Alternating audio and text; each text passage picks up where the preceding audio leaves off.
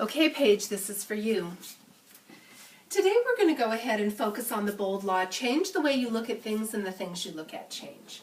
I want to share a story with you about a teacher who had to learn how to change the way she looked at things. Miss Thompson was a 4th grade school teacher, and she was asked if she loved all of her children the same. And of course she said, "Well, yes, I do."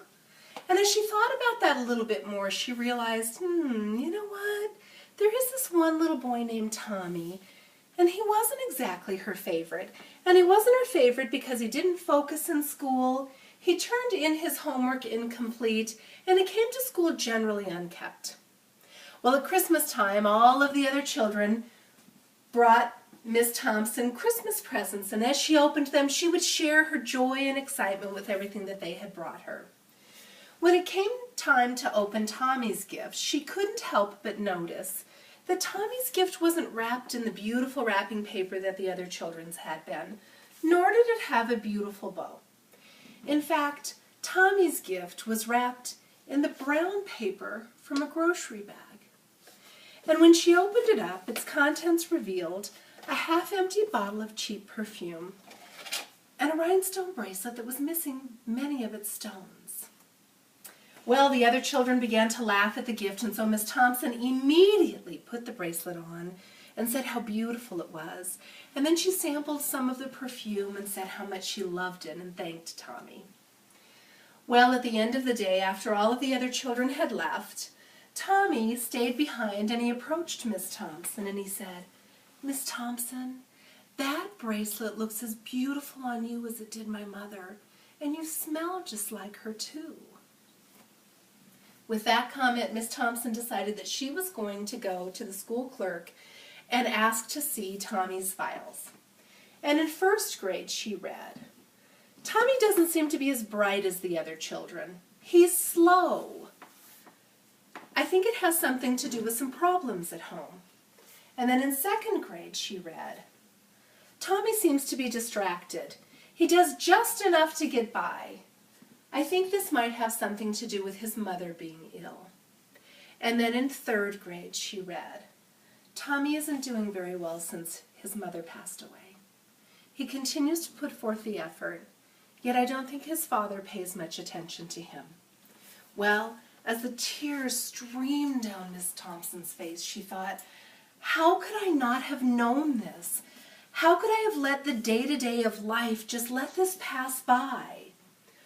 Her profound realization caused Miss Thompson to change her attitudes and behaviors toward Tommy. The next day, and for many days after that, she wore the bracelet that he had given her. She began to pay more attention to Tommy, and she helped him with his homework. In turn, Tommy turned in his homework complete and on time.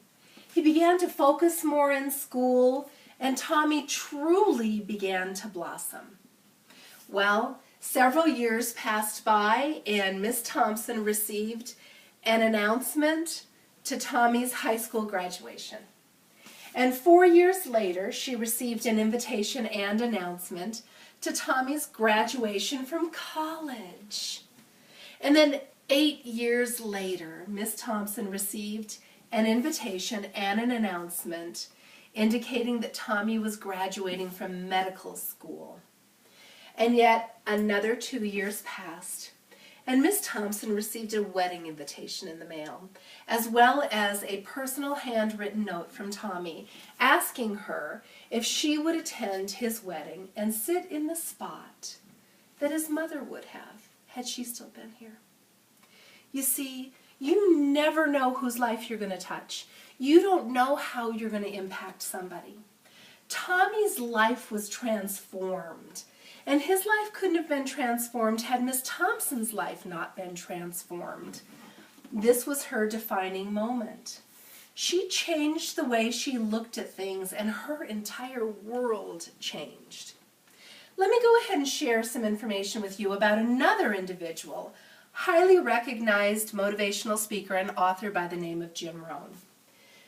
Jim Rohn was sitting at home one afternoon, and there was a knock on the door, and when he opened it up, there stood a Girl Scout, and she said, "$2 for a box of cookies, sir."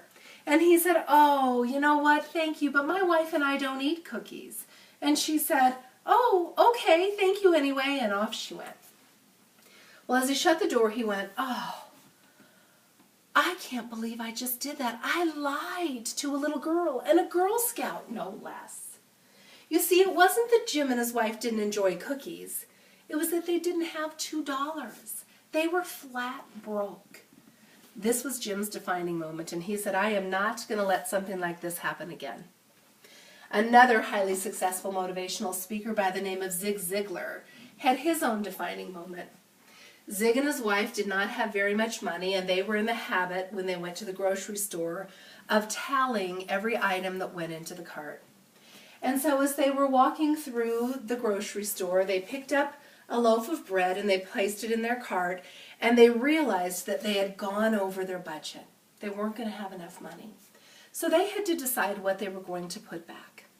Well, Zig's wife said that she would go ahead and take the nylons that she had placed in earlier and take those back. So as she was walking down the aisle to place those back on the shelf, Zig couldn't help but notice that she had runs down both of the legs of the nylons she was wearing. And that was his defining moment. He was not going to be in a position again where he was not able to provide what his wife wanted or needed. So what is it for you? Have you already experienced your defining moment? And is that why you're taking bold? Because you are creating a life by design? Or is it now? Are you looking back and saying, "I'm not going to let that be my life. I'm going to take control"? If you are, do what Jim and Zig did and take bold and take control of your life and have that life by design.